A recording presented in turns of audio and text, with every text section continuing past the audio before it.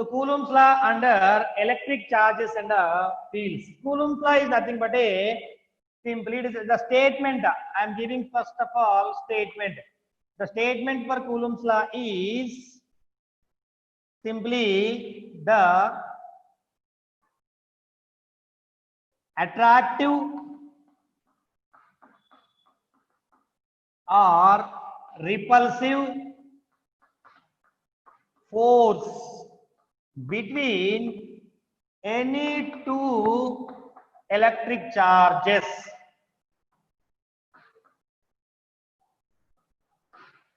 between the attractive or repulsive force between any two electric charges definitely it is the attractive or repulsive force between any two electric charges is always directly proportional to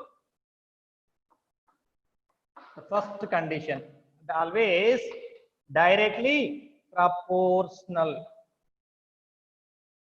to the product of magnitude of two charges, and inversely proportional to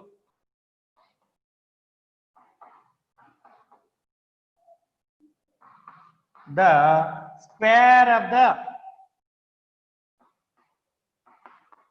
separation or distance between them. Right, Nana? This is the first charge. This is the second charge. Charge Q1. Let us consider. Let it be a Q1. Let it be a Q2. Two charges are there. Those two are separated by a distance R. Right, Nana? So now, when two electric charges are separated by some distance, then what is the electrostatic force? Nothing but a attractive or repulsive. The attractive or repulsive force between the two charges. Attractive or repulsive force between the two charges. Nothing but a capital F. Definitely, it is directly proportional to the product of magnitude of two charges. Nothing but a first one is F is directly proportional to product into of magnitude of two charges Q1, Q2. So product of magnitude of two charges. Let it be equation number 1. And this capital F also and inversely proportional to the square of the separation. Inversely, that's why 1 by square of the separation between them. The separation between them nothing but a or square of the separation between them. This is equation number 2.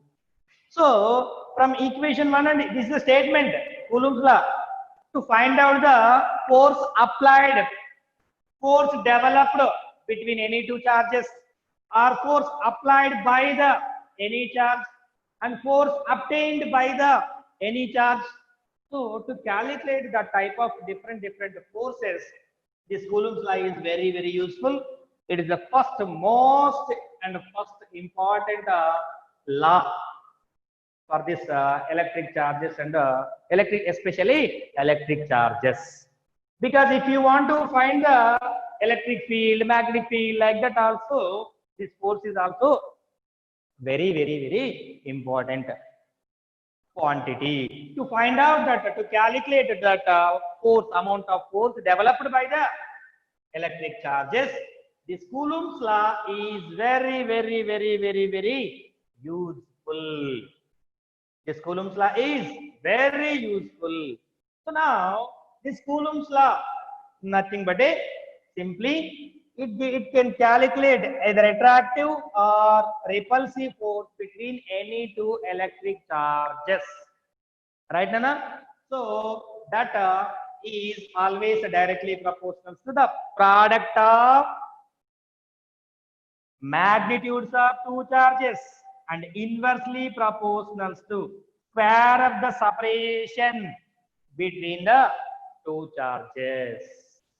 So from equation 1 and 2, from equation 1 and 2, F is directly proportional to Q1, Q2. F is inversely proportional to or directly proportional to 1 by R square or inversely proportional to R square. So F is directly proportional to, from these two, from equation 1 and 2, we will get Q1 into Q2 by R square. F is directly proportional to Q1, Q2 by R square. Now, this is a directly proportional. I am removing the proportionality symbol. For that purpose, I am introducing one constant. So, proportionality constant F is equals to some K into Q1, Q2 by R square. F is equals to K Q1, Q2 by R square. Right, Nana? K Q1, Q2 by R square. This is the perfect definition for statement for Coulomb's law and a mathematical equation for Coulomb's law. Right, Nana? This is enough for Coulomb's law statement. But there are different forms of Coulomb's law. So I am giving one example first of all based on this general formula. So formula, yes, I am giving one example. That one example, yes. If you want this, please take a screenshot, Nana. Please take a screenshot. This is the notes. Right, Nana? Please take a screenshot. Two charges are there. I told you already we have three different types of objects, three different types of bodies in the nature. First one is positively charged body, negatively charged body, neutral body. If any object has equal number of positive and negative charges, then that is a neutral body. If any body has more number of electrons, negative charges, then that body is a negatively charged body. If any body has less number of electrons, negative charges, then that body is said to be positively charged body. So here we are discussing, yes, I am taking these two are the objects. These two are the piece of charts. These two I am let it be a one object 1, let it be object 2. Right, Nana? Object 1 and object 2.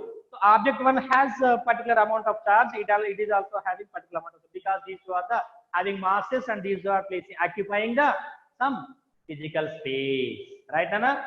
So what is the total charge of this body? Definitely it is, yes, integral multiple of E. It is plus or minus. I told you here the property of the charges. So plus nothing but a positive charged body, minus nothing but a negatively charged body. Let it be a positively charged body. So positive body, positively charged body. Let it be a negatively charged body. So two are there. Two are separated by some distance. Right, Nana? So in between these two, definitely this can attract this one, this can attract this one. There is a property, like charges repel each other and unlike charges attract each other. Unlike nothing but a one is positive, one is negative, attract each other. Suppose both two are negative charges, let it be negative charged body. This is also be negative charged body. So these two are the like charges. Then this can repel this one in this direction. This can repel this one in this direction. So two are repelling each other. So if you selected positively like charges, similar bodies, then like charged bodies, then they can repel each other. So you must calculate the repulsive force between any two electric charges.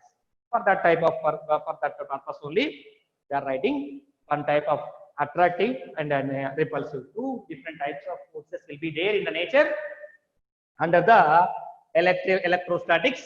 So now here we must calculate either attractive or repulsive force between any two charged bodies. So for that purpose only this law was introduced under this electrostatics, and this is very useful to calculate the positive charge amount of force developed between the two electric charges. Is it okay, Nana? Right. So this is a mathematical equation. But you know very well, vector force is a, yes, we have two different types of quantities. First one is scalar quantities and vector quantities. Scalar and vector.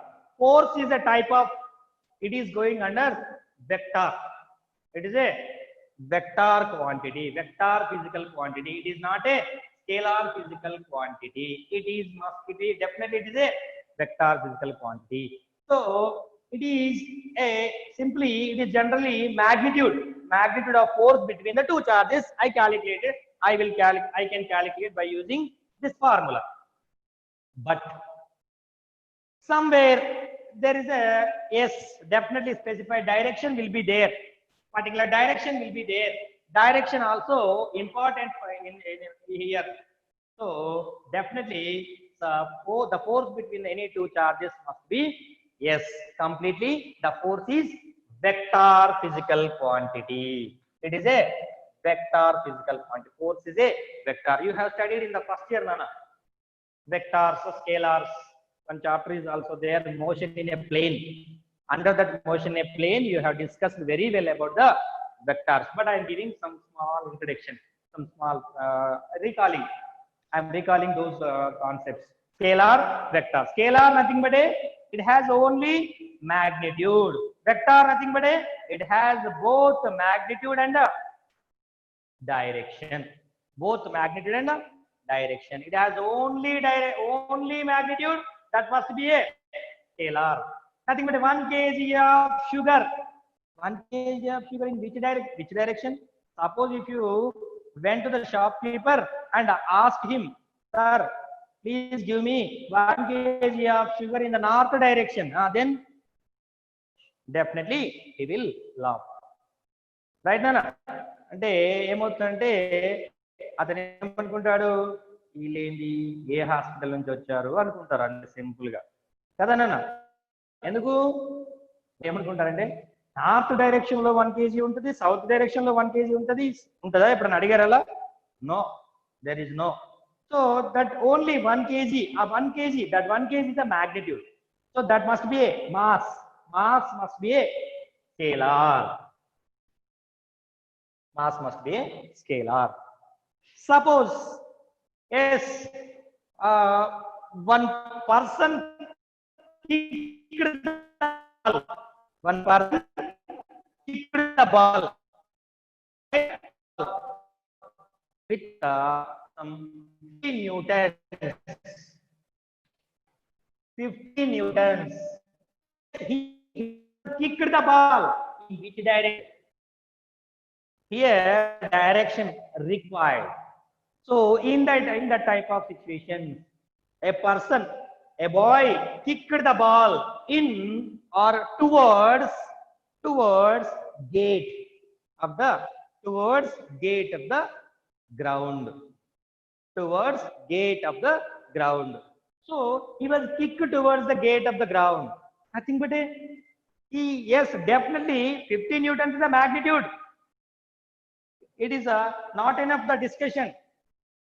So for that type of situations, he was kicked the ball with 50 newtons of force in or towards the gate, of the ground. In the ground, one situation, one activity is going on. That activity nothing but simply one person is kicking the ball, simply is playing the football game. So at that time he was kicked the ball towards the gate, nothing but it is, yes, he is mentioning, he is specifying the direction. So direction also required for the force. Like that, this Q1 charge is pulling this Q2 charge in this direction. This Q1 charge pushing this one in this direction. It is pulling, pushing, like that. So we require some direction. When you are talking about the force, you require magnitude, both magnitude and direction.